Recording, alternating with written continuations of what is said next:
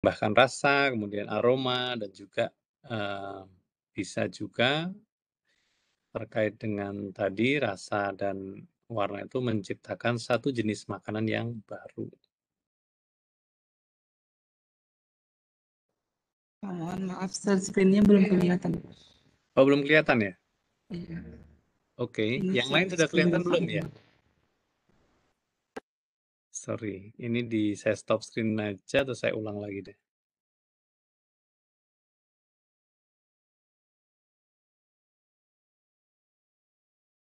Sekarang gimana Mbak? Udah kelihatan?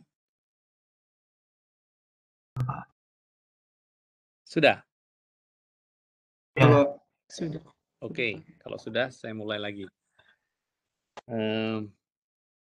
Saya tidak mewajibkan untuk on cam sementara, tapi nanti kalau saya panggil pasti harus on cam ya. Jadi kita buat mudah aja hari ini. Karena baru kenalan pertama lah. Kira-kira kita ingin memastikan materi ini sampai dulu. Oke, kita lanjutkan tadi dalam physical preservation atau pengawetan secara fisik kita sudah membahas terkait thermal preservation. Nah, itu yang saya sampaikan meskipun ditulis di akhir, tapi fungsi utamanya itu adalah menginaktivasi bakteri yang ada pada makanan. Caranya bagaimana? Caranya macam-macam. Ada dengan proses pasteurisasi. Pasteurisasi itu poinnya adalah temperatur yang digunakan panasnya itu antara 60 sampai 90 derajat Celcius. Tidak sampai 100 derajat. Fungsi pasteurisasi ini pastinya ada banyak, terutama untuk mengurangi penurunan kualitas dari produk olahan ternak. Makanya tidak berani panas sekali, karena kalau panas sekali apa? Distrak, rusak gizinya. Makanya dia hanya di angka 60 sampai 90. Nah, tujuan dari pasteurisasi ini untuk memperpanjang masa simpan produk. Yang harus diingat, kalau teman-teman melakukan pasteurisasi terhadap produk olahan ternak, kemudian kemasannya itu bukan yang kemasan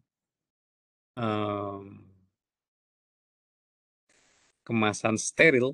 Nah, bukan kemasan steril itu misalkan kalian hanya mengemas pakai plastik polietilen tereptalat atau PET dijual di Plaza Agro. Itu harus diingat harus disimpan pada suhu refrigerasi atau suhu 5 derajat. Untuk apa? Menunda pertumbuhan bakteri yang ada. Loh, bukannya bakteri sudah dimatikan? Iya, tetapi dengan suhu 60 sampai 90 derajat ini potensi spoilage atau potensi cemaran itu masih ada, karena yang diinaktivasi itu tidak semuanya, hanya bakteri-bakteri pembusuk contohnya. Dan umumnya adalah non-spora. Kemudian ada cara yang kedua namanya proses sterilisasi. Proses sterilisasi ini bedanya dengan pasteurisasi adalah lebih besar temperaturnya dari 100 derajat Celcius. Rata-rata di suhu 121,1 derajat Celcius. Ini disebut dengan commercial sterility atau sterilitas komersil. Ini kalau di food science atau di ilmu makanan itu disebut produknya itu adalah produk makanan steril. Dengan pemanasan suhu 121 ini, dia bisa disimpan di suhu ruang. Tetapi harus diingat kemasannya harus steril. Artinya kemasannya tertentu, kemasan sterilization ini. Contoh, kemasan kaleng. 2, kemasan yang namanya multi-layer packaging atau bisa disebut juga red hot packaging. Nah, itu akan mengawetkan makanan bahkan bisa setahun lebih. Nah, jadi sudah harus hafal di kepala tadi, thermal preservation dibedakan menjadi pasteurisasi, sterilisasi, kemudian dari fungsi inaktivasi mikrobia pada makanan tersebut, maka dibutuhkan proses pemasakan. Nah, proses pemasakan ini bervariasi metodenya. Ini tergantung dari suhu biasanya digunakan. Dan juga bahan yang digunakan untuk memasak, misalkan menggunakan minyak. Karena metode yang berbeda akan menghasilkan makanan yang juga memiliki kualitas dan sensori yang berbeda. Contoh, cooking misalkan, frying atau dimasak di minyak panas. Itu suhunya biasanya 180 sampai 195 derajat Celcius. Kalau nggak percaya dicoba.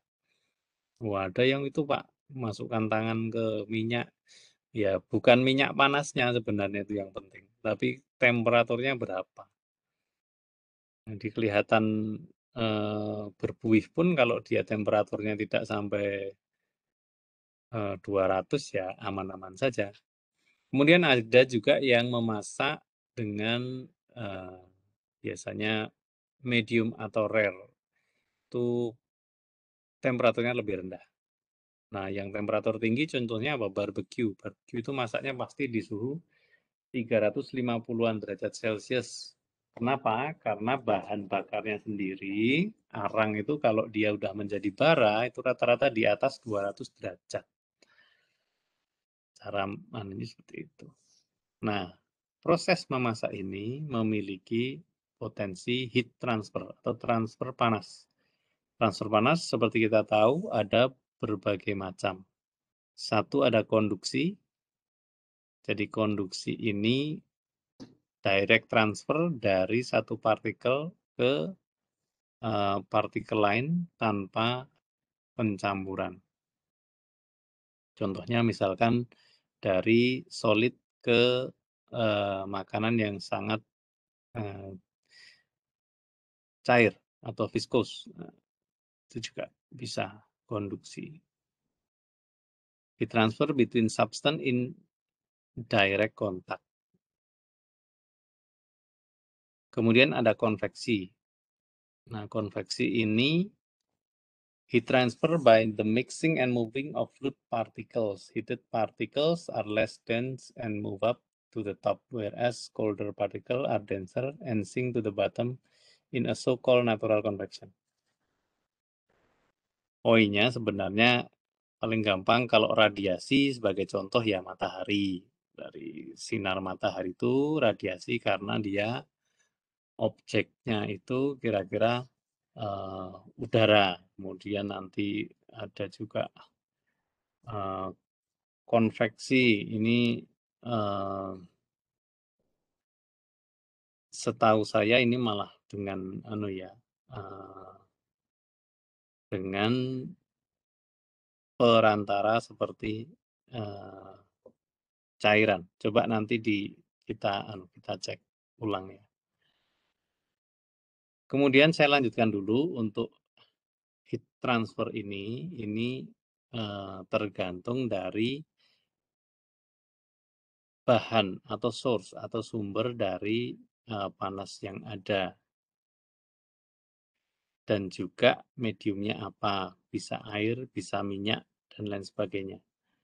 Termasuk kalau di Indonesia bahkan medium itu bisa berupa pasir. Misalkan ada yang masak kerupuk dengan pasir, itu di Klaten ada.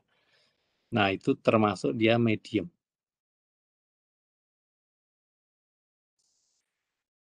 Nah, salah satu alat yang digunakan adalah hot air ovens atau oven dengan udara panas. Ini kalau di zaman sekarang itu sudah ada yang lebih modern namanya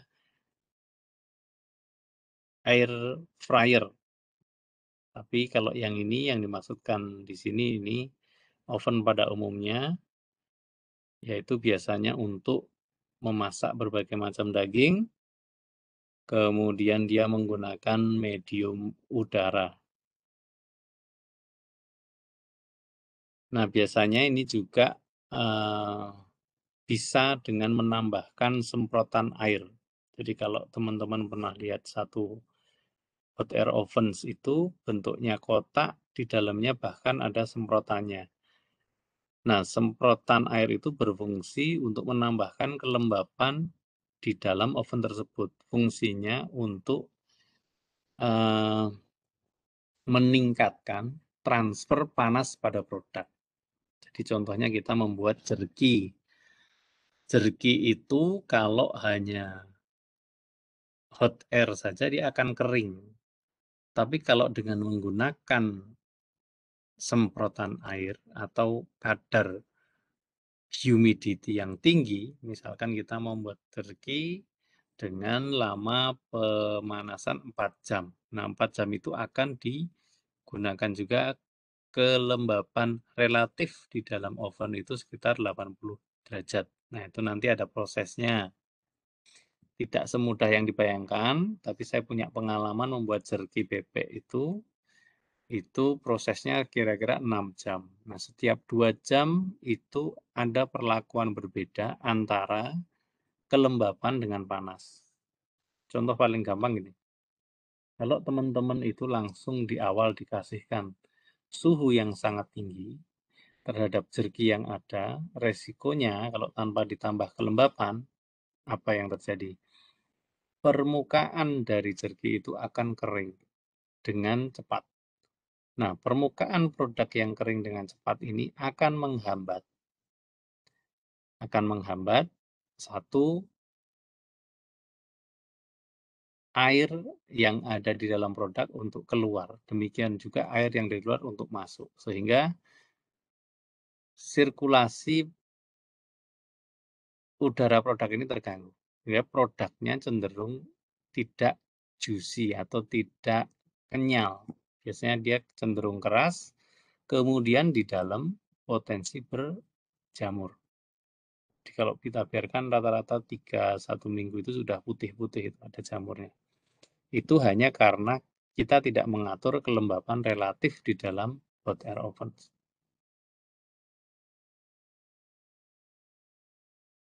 Nah, hot air oven itu di dalamnya ada sirkulasi udara yang jelas. Makanya biasanya panel-panel yang ada itu ada yang terkait dengan kecepatan udara di dalam oven yang ada. Kemudian relative humidity atau kelembapan relatif dan juga temperatur. Nah, ini ketiga-tiganya itu harus diatur dengan baik. Ngaturnya gimana, Pak? Ya, sesuai dengan produk yang akan dibuat. Paling gampang ya kita membuka jurnal kemudian menggunakan parameter yang ada di jurnal. Tapi rata-rata kalau kita di industri ya kita trial and error untuk mencoba sampai produknya jadi. Nah, mengontrol parameter yang ada ini bisa untuk mengestimasi waktu masak, yield grade itu produk yang dihasilkan sesudah proses memasak, kemudian kerusakan mikrobianya termasuk warna dan juga tekstur. Nah, ada juga yang menggunakan pemanasan dengan air. Nah, air ini dikenal sebagai yang lebih bagus daripada udara untuk mentransfer panas. Karena cenderung apa? Kalau udara itu kering, sedangkan kalau air ini dia basah, jadi dia apa ya? Transfer panasnya itu lebih stabil. Kalau misalkan kering tadi dikasih semprotan air saja, itu juga tidak akan stabil karena uapnya itu kan tidak bisa diatur secara teratur titik-titiknya, titik-titik airnya, sehingga akan berpengaruh terhadap ketidakstabilan dari panas yang diterima produk. Nah, proses pembuatan saus sebagai contoh, ini biasanya digunakan pemanasan dengan air ini untuk casingnya. Bisa ditempatkan pada ketel dengan air panas, suhunya 80 sampai dengan 100 derajat Celcius. Nah, untuk temperatur yang tinggi, Makanya digunakan teknik pengalengan ataupun retort karena dia menggunakan suhu kira-kira 121,1 derajat Celcius. Kalau di sini ditulis 120 sampai 122, tapi yang detail sekali adalah 121,1 derajat Celcius. Kenapa menjadi penting menggunakan koma 1? Nah, ini pentingnya belajar physical preservation. Gini, kalau bakteri itu kita tahu meningkat sejalan dengan logaritmik ya, pangkat n. Misalkan dia 2, kalau 2 kira-kira dia akan menjadi 4, menjadi 16, dan seterusnya. Artinya kelipatannya itu bukan kelipatan 2 tapi logaritmik. Nah itu kan cepat sekali. Peningkatan 10 derajat Celcius pada temperatur itu sudah akan sangat berpengaruh terhadap bakteri. Kalau di food science ada konsep namanya 12D. 12D itu 12 desimal. Artinya dengan peningkatan 10 derajat Celcius itu akan mati berapa bakteri pada produk. Nah, jadi kira-kira akan berkurangnya seberapa jauh. Kalau 12D yang saya maksud tadi artinya dia akan menurunkan sampai 12 desimal. Jadi kira-kira kalau dari berapa ya, 1 juta itu dia juga akan sangat jauh menjadi 0, dan bakteri yang paling berbahaya adalah Clostridium botulinum. Nah, Clostridium botulinum ini adalah bakteri yang sangat berbahaya. Ini kalau kita kenal, mungkin ada yang tahu botox ya, botox itu untuk kecantikan. Itu setahu saya nanti silakan di cross check, itu menggunakan tanda kutip toksiknya botulinum, makanya ada botox, botum. Jadi botulinum ini menyebabkan penyakit botulism namanya. Poinnya gini, Clostridium ini seujung kuku saja bisa membunuh satu desa. Nah, makanya ini racun paling berbahaya. Kalau ada yang bisa mengembangkan ini. Kalau zaman dulu sih buatnya dari darah kuda hitam dan yang dibusukkan dan sebagainya itu ada. Tapi poinnya Clostridium ini harus tidak boleh ada atau probabilitasnya ditekan seminimal mungkin pada satu produksi. Karena pada zamannya Napoleon, pasukannya Napoleon itu kalah perang bukan karena perang, tapi karena bakteri ini. Jadi mereka makanannya terkontaminasi Clostridium botulinum. Nah, maka seperti saat ini, terkadang kita tuh kalah bukan karena perang, tapi karena virus.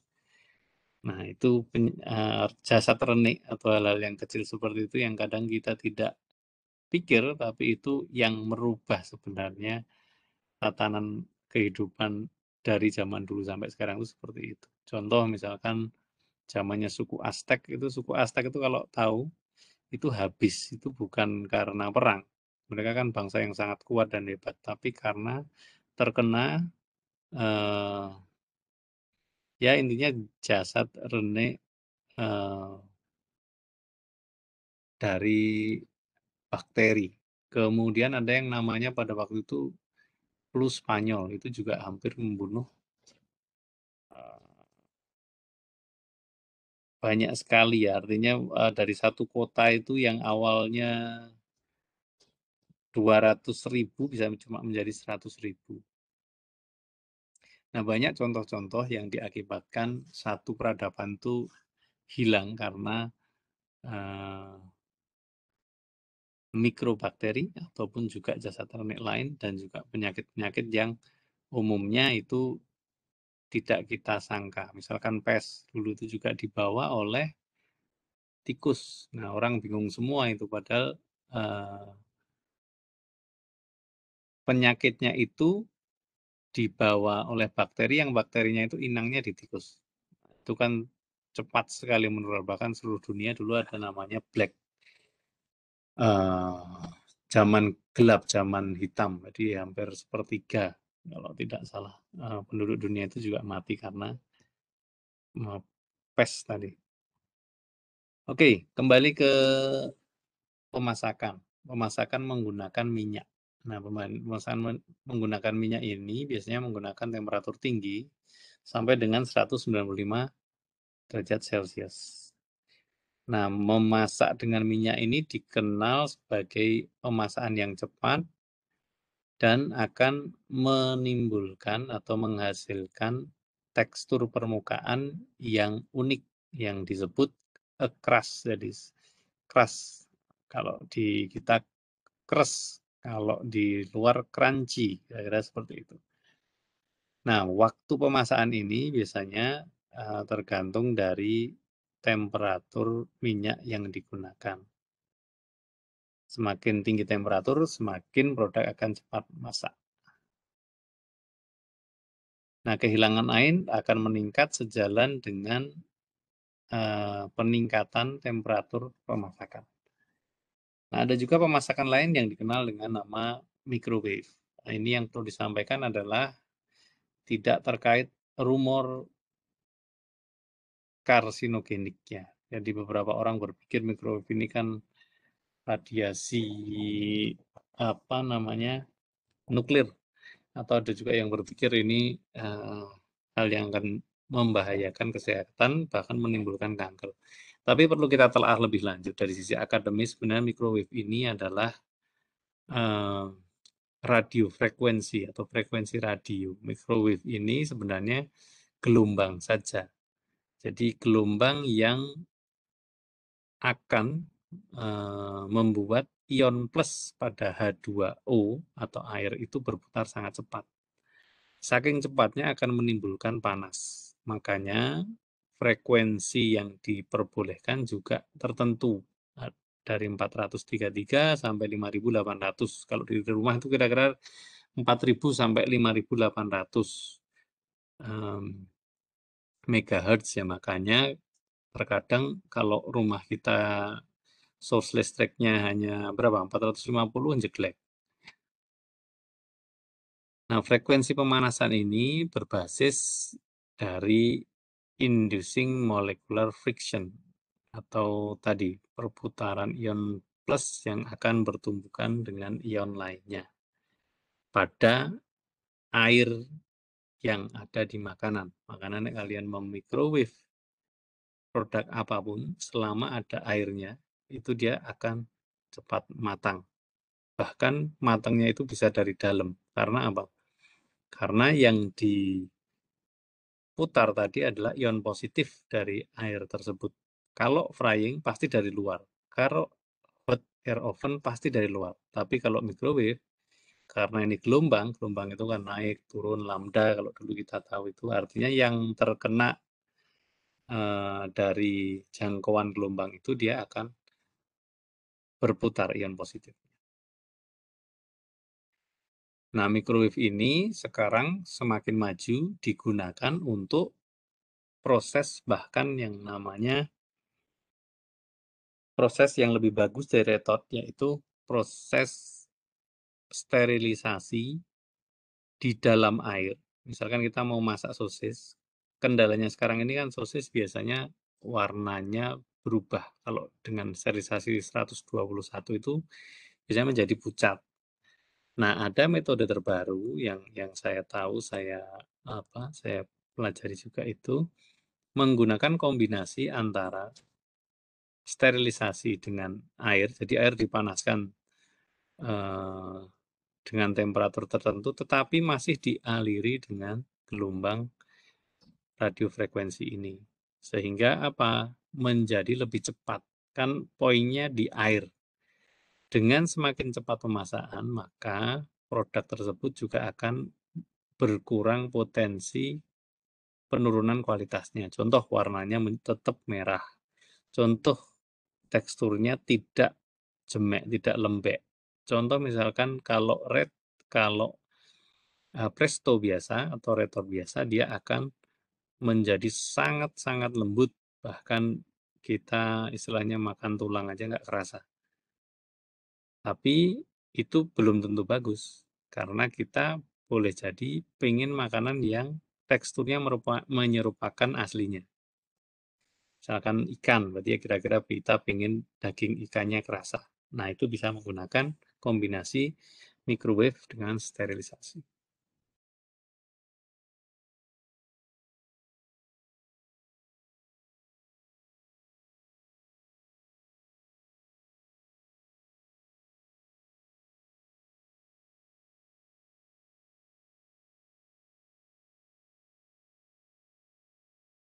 Nah, microwave heating atau pemanasan microwave ini tidak tergantung dari ketebalan produk, karena lebih tergantung kepada airnya menyebar di mana. Kemudian akan mengurangi waktu konduksi daripada oven umumnya.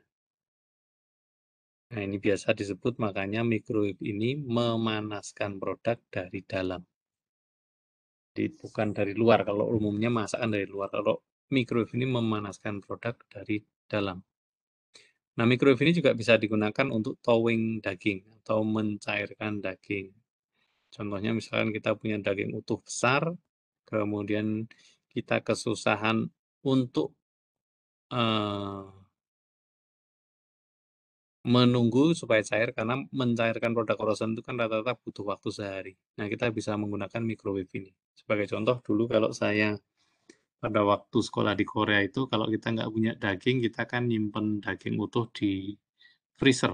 Nah, itu kalau kita musim dingin, pengen makan daging, ya kita supaya cepat menggunakan microwave ini. Potong, masukkan microwave, nanti dia akan cair, artinya dari frozen menjadi daging yang empuk kembali. Nah, ini chilling, ini berbeda dengan thermal preservation ya. Maksud saya berbeda dari heat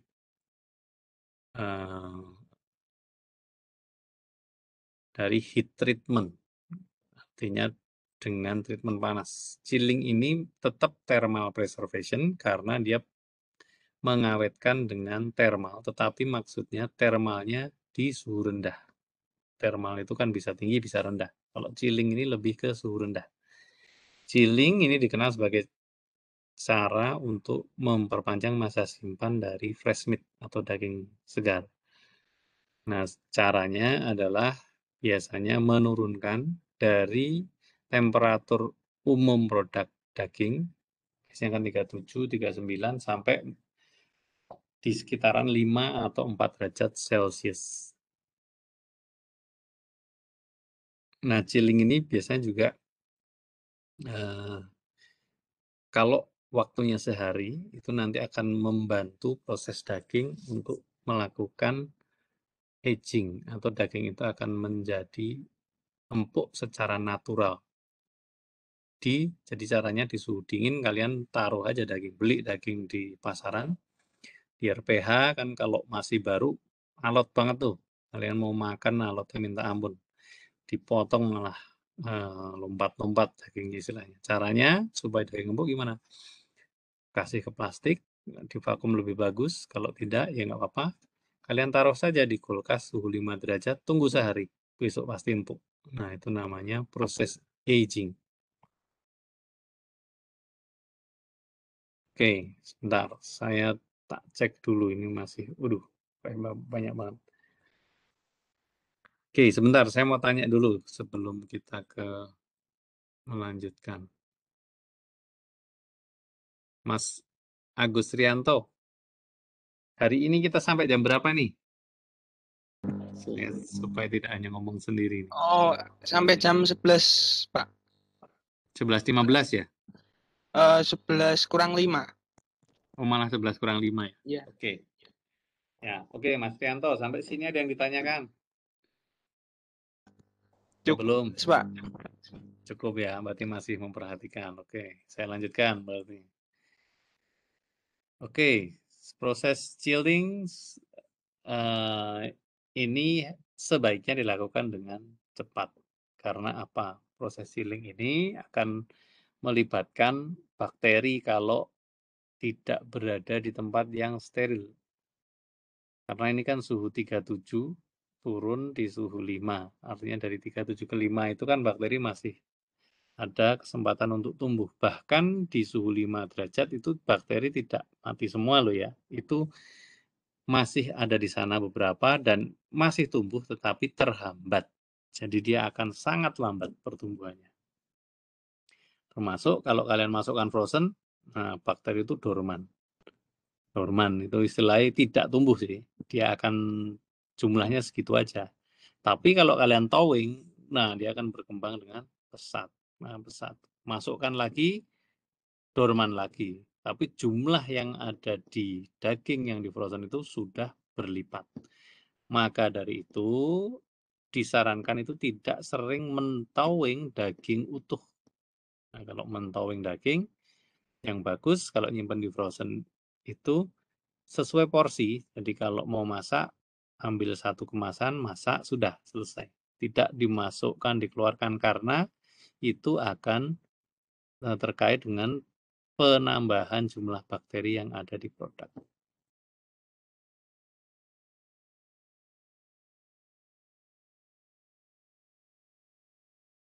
Oke, nah ini mungkin terkait tadi untuk hewan besar processingnya itu untuk debone itu biasanya butuh waktu yang lebih lama dari deboning untuk hewan ternak kecil.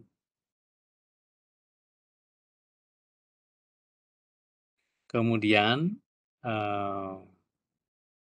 yang krusial untuk diamati atau dipastikan untuk tidak ada pada produk itu kalau untuk produk komersil itu biasanya Salmonella dan Staphylococcus aureus. Terutama Salmonella ini harus 0. Nah, rata-rata penyakit yang disebabkan oleh bakteri ini nanti dia bisa ya macam-macam, ada nausea, ada pusing, ada muntah, bahkan bisa sampai meninggal. Makanya perlu ada laboratorium di RPH atau di industri yang terkait dengan daging.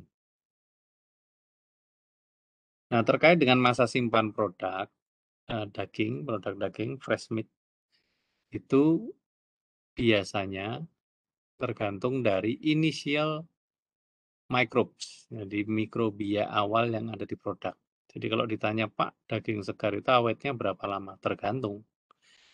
Tergantung dari daging awalmu yang disimpan itu seperti apa penanganannya. Kalau tidak higienis, bahkan bisa ya 3-4 hari udah busuk. Tapi kalau higienis sekali, bisa bahkan sampai 1 minggu. Tergantung juga dari satu, temperatur penyimpanan, fluktuasi temperatur. Sebagai contoh, kalau kalian masuk ke mall, kemudian kalian lihat ada penyimpanan daging di sana, itu kalau kalian teliti pasti temperaturnya tidak di minus 18 derajat Celcius atau tepat di minus 18 derajat Celcius.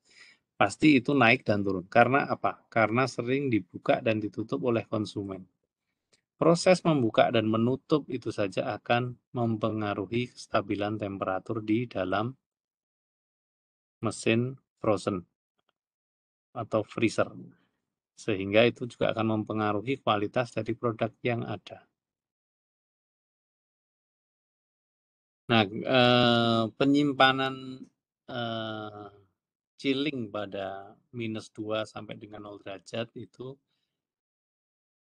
terbukti memperpanjang masa simpan dibandingkan dengan daging yang disimpan pada 4 sampai 6 derajat Celcius.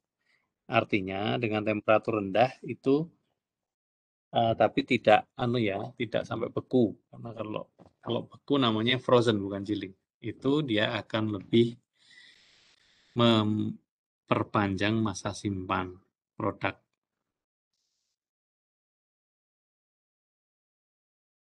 Oke, ini yang saya sampaikan tadi untuk frozen. Nah, frozen ini biasanya digunakan untuk menyimpan daging dalam skala waktu mingguan atau bulanan, bahkan tahunan. Jadi kalau kalian nyimpen daging di freezer, itu boleh jadi lebaran tahun ini, kalian nyimpen lebaran tahun depan masih di sana dan masih bisa dimakan. Masih bisa dimakan ya, kalau kualitasnya pasti menurun karena bisa jadi bantat, bisa jadi dia rasanya tidak seenak daging fresh, tapi dia edible. Karena apa? Karena itu tadi bakterinya di stop pertumbuhannya sehingga produk tidak membusuk. Tapi tetap terjadi penurunan kualitas seperti misalkan oksidasi lemak, kemudian kerusakan pada sel daging dikarenakan biasanya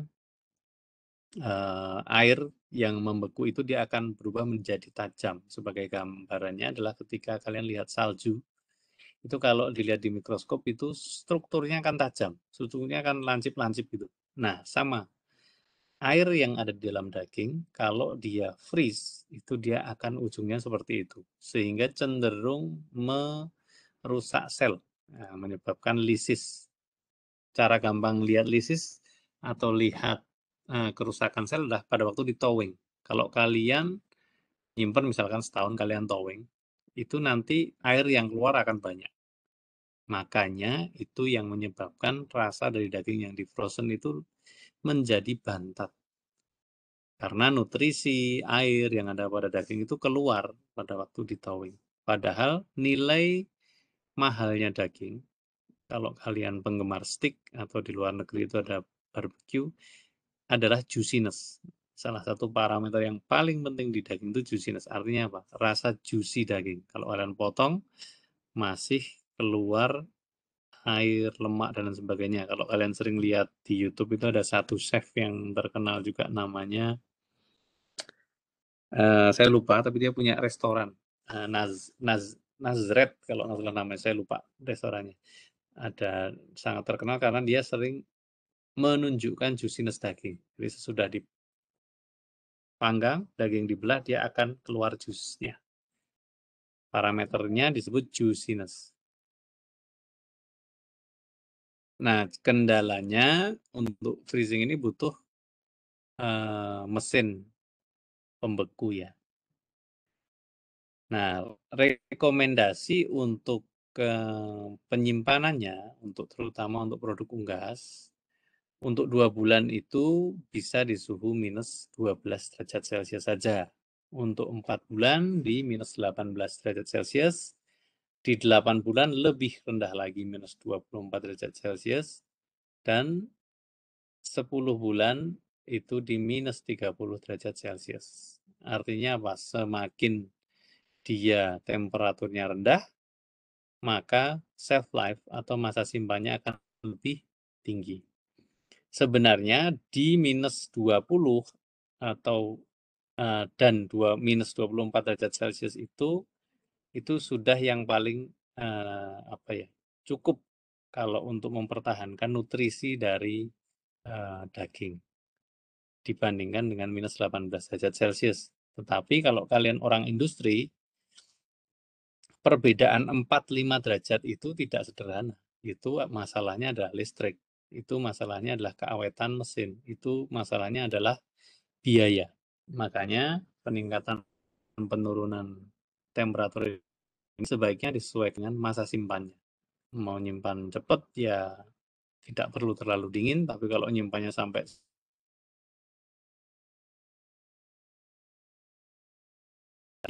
Nah, penurunan temperatur itu mencegah deteriorasi atau penurunan kualitas secara kimia, mencegah juga rancidity atau ketengikan, dan juga off flavor. Off itu kan mati, flavor itu kan rasa, mati rasa. Kira-kira akan menyebabkan perkembangan rasa yang menurun.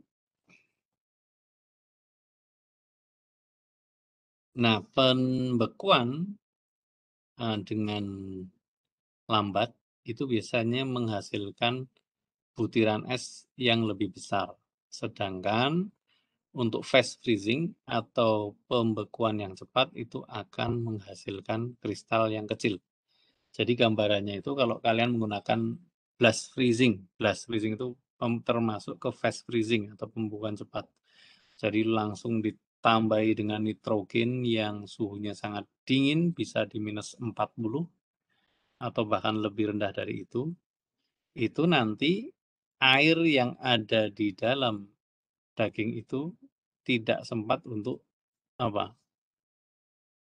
bergabung dengan air lainnya dan juga dia bentuknya akan lebih stabil. Jadi kalau dibuka diamati itu airnya akan tersebar secara lebih merata dibandingkan yang slow freezing.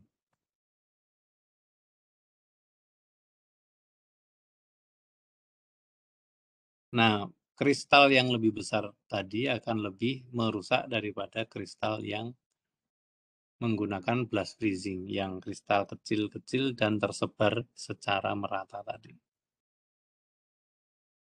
Nah, flash freezing atau kategori pembekuan cepat itu kalau dia temperaturnya di bawah minus 20 derajat Celcius selama 1 jam. Itu dikategorikan fast freezing. Jadi kalau minus 40, waktunya bahkan hanya 15 menit, nah itu pasti fast freezing atau pembekuan cepat. Sedangkan pembekuan lambat itu temperaturnya biasanya didapatkan atau digunakan lama waktu 3-72 jam.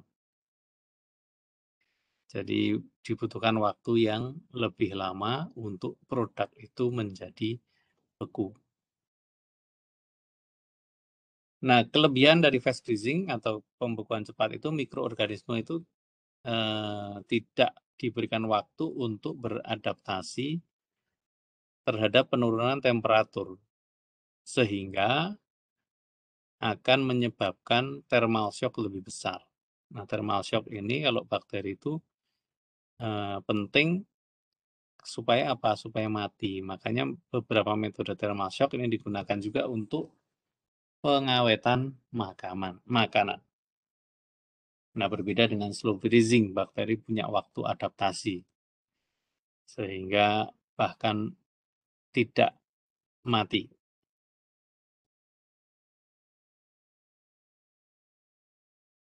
Oke, metode beku ini ada yang menggunakan udara, ada yang menggunakan plate, biasanya bentuknya plate seperti stainless atau biasa dilapis stainless juga berbahan metal. Ketika kita taruh produk, dia akan membeku. Paling gampang kalian lihat di industri pembuatan es krim itu juga menggunakan plate freezing. Kemudian ada yang liquid immersion atau dicelupkan di cairan yang sudah diatur komposisinya. Sebagai contoh kalau kalian lihat sederhananya liquid immersion itu nelayan. Itu dia biasanya nyampur apa saja itu garam, air, kemudian bahan-bahan yang bisa membekukan dengan cepat. Ada juga cryogenic freezing. Ini metodenya metode cryo. Ini juga hampir mirip dengan immersion, tapi tidak, setahu saya tidak dengan liquid. Kemudian ini plate freezing tadi disampaikan, saya kira sudah jelas. Poinnya adalah menggunakan plate besi biasanya untuk membekukan petis atau slice meat untuk burger. Nah, ini kontak dengan plate yang dia sangat dingin, minus 12 sampai minus 35 derajat pada lapisan metal yang ada, sehingga akan terjadi konduksi antara plate besi dengan petis tadi sebagai contohnya, dan akan membekukan petis yang ada. Liquid immersion biasanya tadi kandungannya saya sampaikan di awal, ada juga yang menggunakan air, ada yang menggunakan garam. Garamnya bisa bentuknya sodium chloride, ditambahkan glikol supaya dia lebih kental. Kemudian bisa juga dengan menggunakan propylene glikol. Nah, itu nanti ketika produk yang mau dibekukan itu caranya dimasukkan plastik kemudian dicelupkan di cairan tadi, dia akan membeku.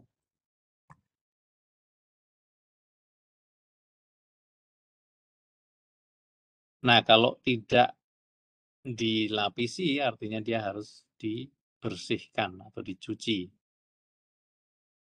Makanya packaging material di metode imersi liquid ini penting untuk mencegah leakage atau bocornya bahan-bahan pendingin tadi. Nah, makanya proses dengan liquid immersion ini dipastikan harus food grade atau non-toxic untuk bahan-bahan yang ada. Sesuai dengan peraturan dari FDA atau juga peraturan BPOM kalau di Indonesia. Cold air freezing saya kira ini umum sekali ya. Menggunakan udara dingin, rata-rata suhunya minus 10 sampai minus 25. Ini di rumah aja kita sering ketemu. Kulkas contohnya. Nah, cryogenic freezing tadi belum saya jelaskan lebih detail, tapi ini menggunakan gas, contohnya N2 atau CO2, dan digunakan untuk pembekuan cepat, yaitu dengan ya misalkan liquid nitrogen atau liquid carbon dioxide yang dia suhunya di minus 196.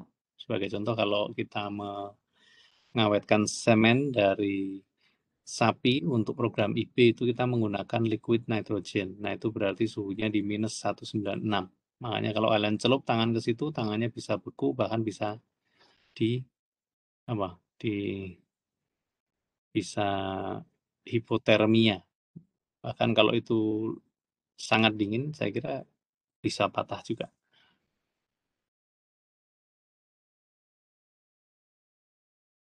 Oke, cold air freezing tadi sudah di depan saya kira. Thawing ini juga penting di dalam physical preservation. Thawing itu adalah proses di mana meat product atau produk daging itu akan mengalami perubahan pada water holding capacity-nya atau terjadi pencairan kristal es pada daging beku. Itu namanya proses thawing. Nah, proses thawing ini penting untuk diperhatikan karena terkait tadi pertumbuhan mikrobakteri pada produk yang ada. Makanya proses thawing ini disesuaikan dengan kebutuhan sebaiknya kalau kita mau konsumsi, termasuk ketebalannya. Tebalan produk juga akan mempengaruhi berapa lama produk itu akan membeku.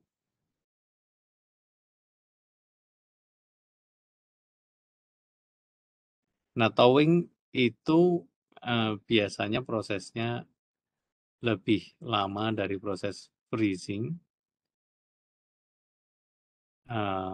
tergantung dari temperatur thawing-nya. Jadi mentowing daging yang benar itu adalah kalau dari daging beku pada freezer itu tidak boleh langsung dikeluarkan kemudian disiram air panas misalkan atau langsung dimasak. Itu akan berpengaruh terhadap penurunan kualitas daging. Yang benar apa? Turunkan dulu temperaturnya. Kalau dari minus 18 derajat di freezer, masukkan dulu ke kulkas suhu 5 derajat. Ketika dia sudah empuk, baru dikeluarkan dan dimasak. Loh, kelamaan Pak, saya nggak sabar. Kalau tidak sabar, gunakan metode yang lebih cepat dari itu, misalkan dengan air keran yang mengalir. Jadi masukkan aja di plastik, kemudian dimasukkan di satu wadah, wadah itu dialiri air yang terus berganti. Nah, itu dia akan mempercepat proses thawing. Tetapi tidak disarankan proses thawing ini langsung dari freezer kemudian dimasak langsung karena ya kecenderungan dagingnya akan menjadi mantap. Oke, kita istirahat dulu 5 menit. untuk mengambil mineral water.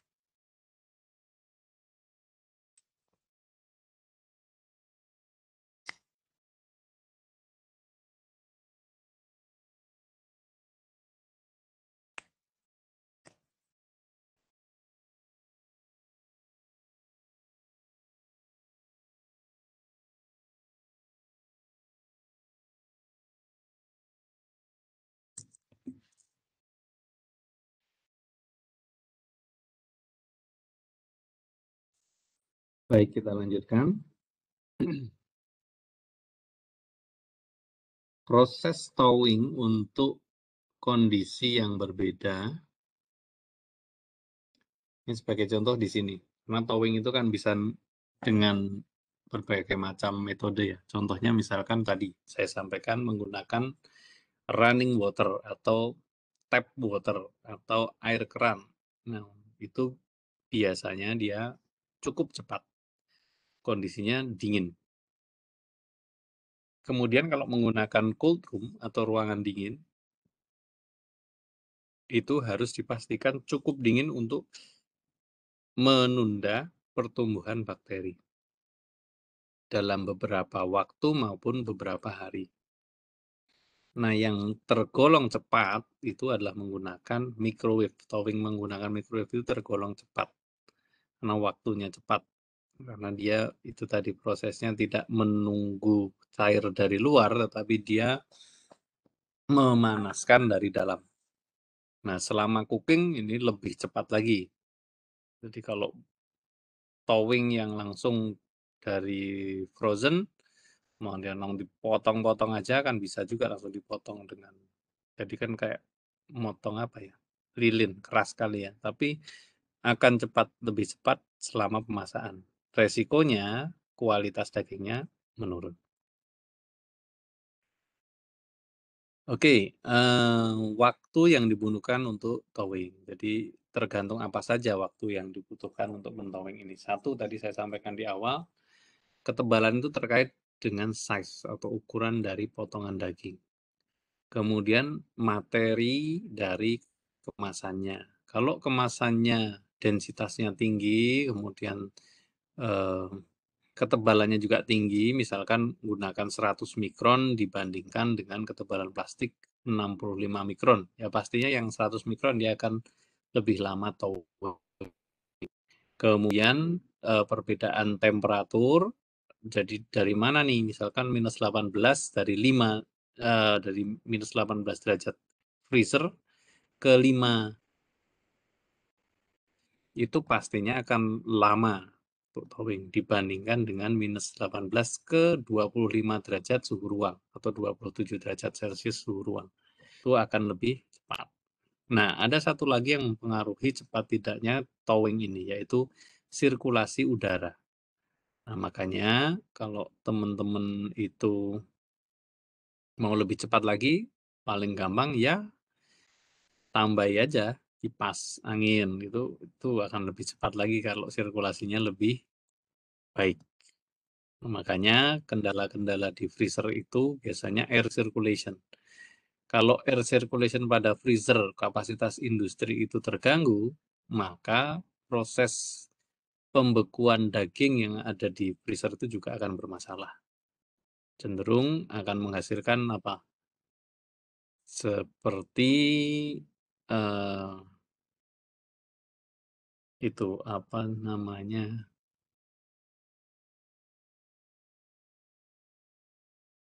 Es yang nempel di kulkas gitu loh. Saya lupa namanya, tapi intinya itu juga akibat dari air circulation yang tidak bagus. Oh, udah habis. Oke, materi untuk physical preservation saya kira sudah cukup, tapi waktu kita saya kira masih banyak ya. Saya akan aja deh, menyampaikan secara cepat terkait dengan materi yang kemarin belum tersampaikan, yaitu mikrobiologi pada poultry meat.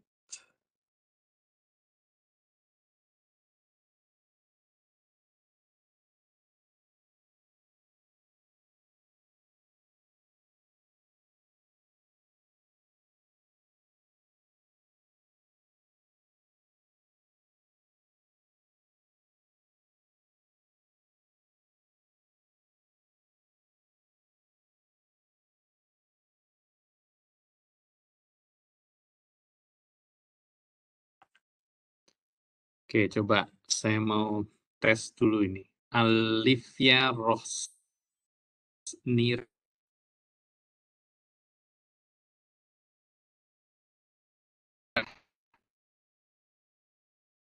S. Tampil sudah hadir nggak nih Alia?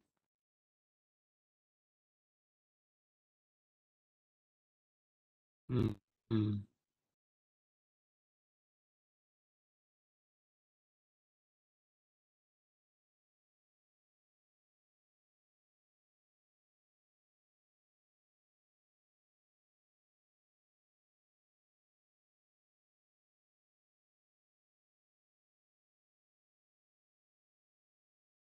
Devia nggak hadir.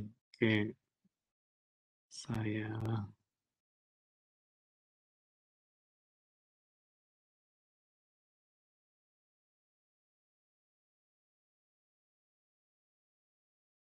Oke, coba Akbar Yusuf hadir nggak ya? Hadir, Pak. Hadir ya. Oke, Akbar, ini PPT-nya udah terlihat belum, Akbar?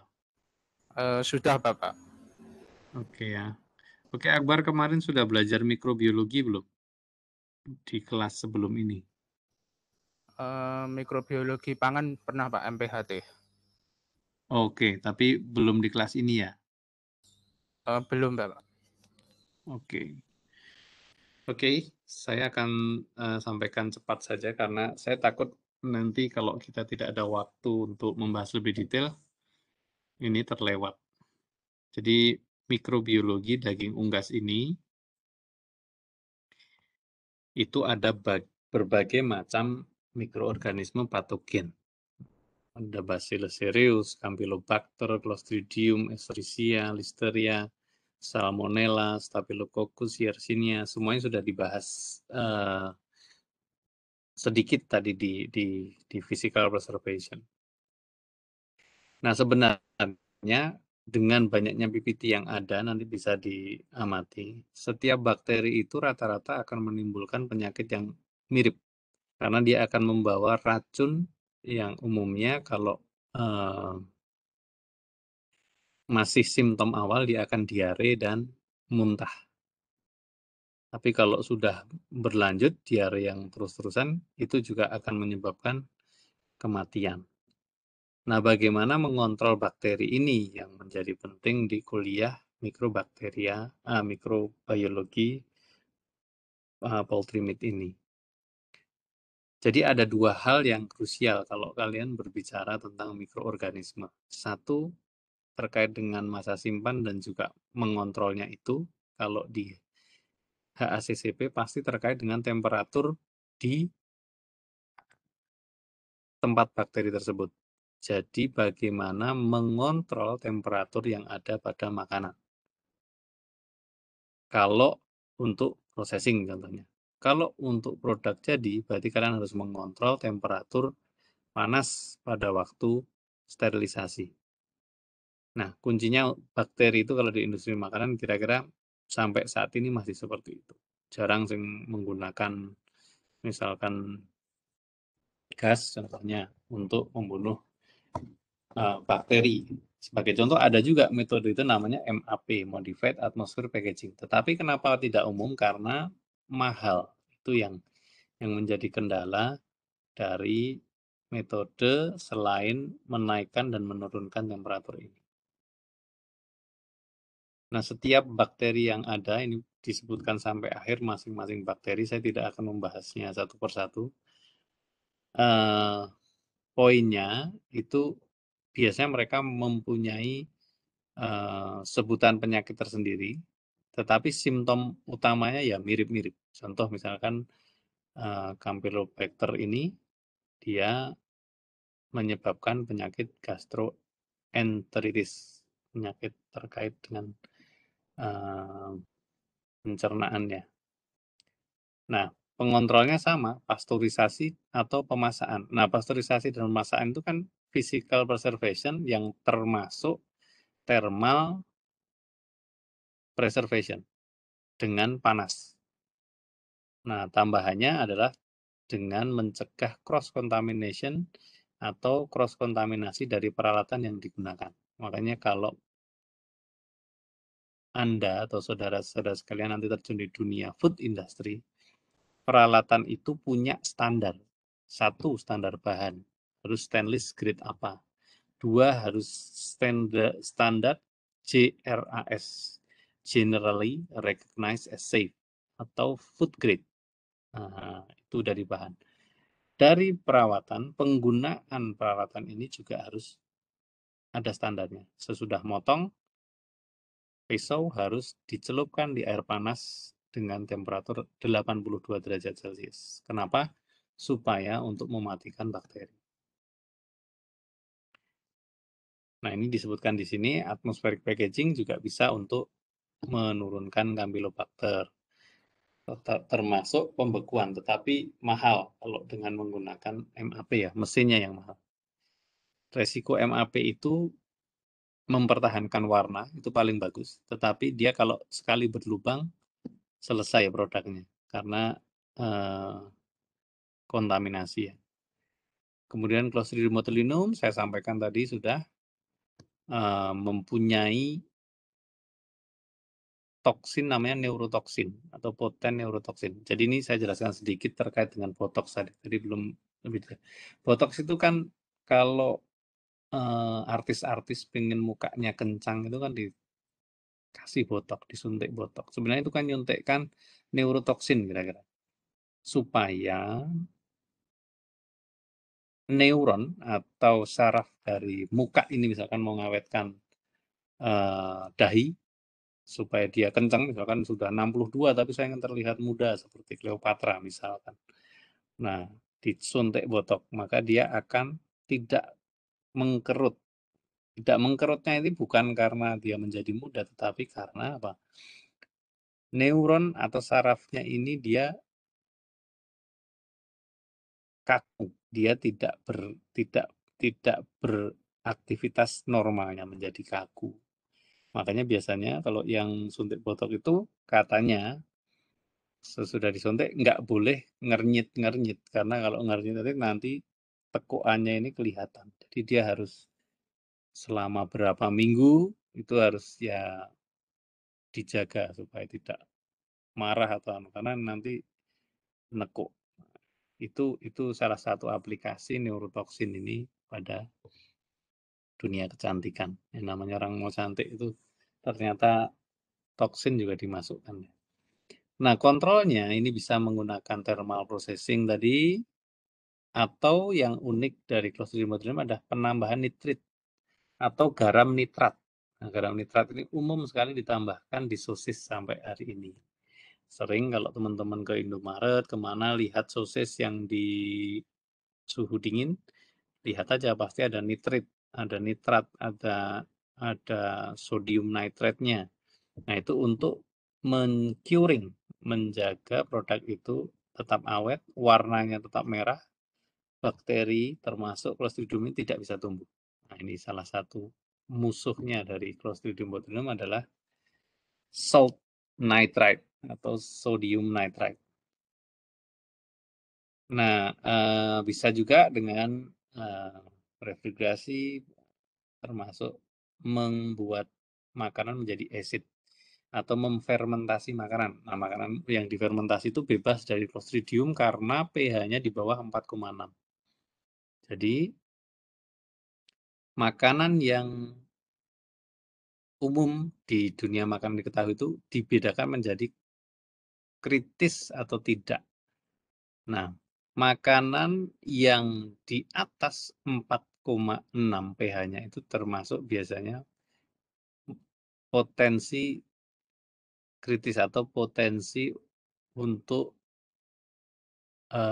bakteri tumbuh dengan cepat. Nah, yang di bawah 4,6, kemudian water activity-nya di bawah 0,85 maksud saya, itu yang paling aman atau sangat tidak mudah rusak kualitasnya. Gimana kalau yang di atas 0,85, Pak? Water activity-nya itu juga mudah rusak. Apalagi pH di atas 4,6 kombinasi dengan water activity di atas 0,85. Wes kuwi makanan wis gampang rusak, bahaya kira-kira gitu. Nah, ini jenis lain dari Clostridium, ada Clostridium perfringens juga.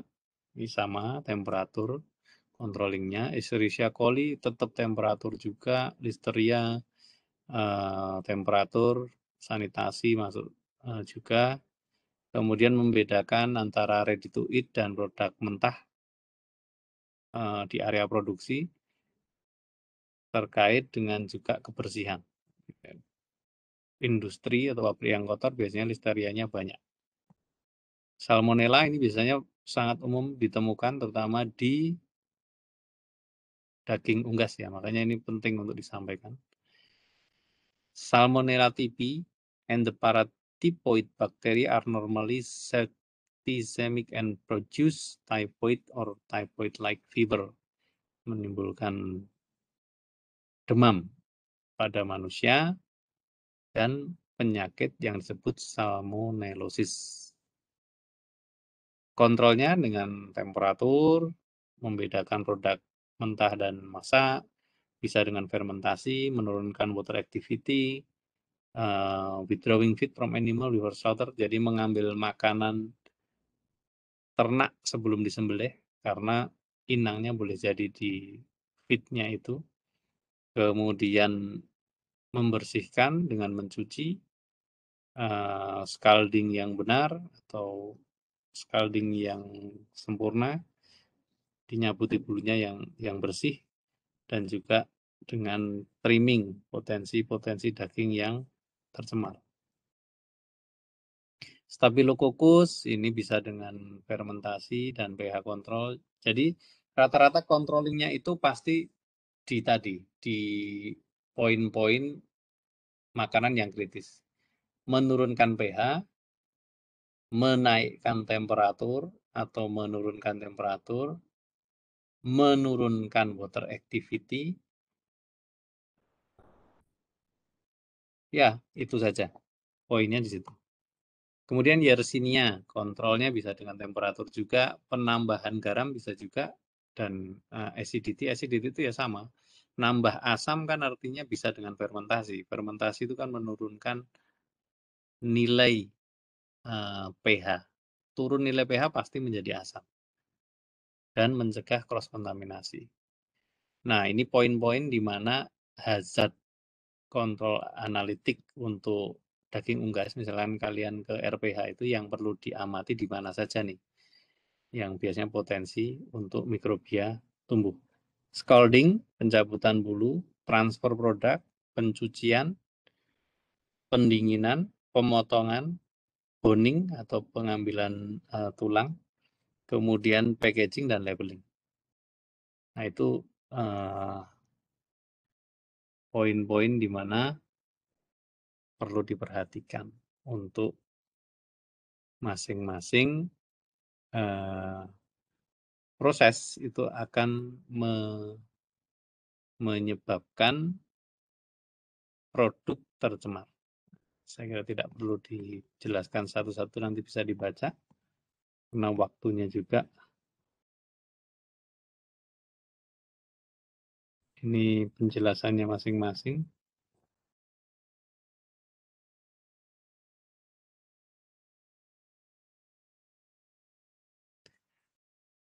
Oke, saya kira nanti lebih detail untuk terkait dengan mikrobiologi bisa dibaca sendiri, lebih jelas nanti kalau dibutuhkan bisa kita share lewat grup atau lewat Simaster bahan yang saya sampaikan. Sampai di sini ada pertanyaan dari teman-teman?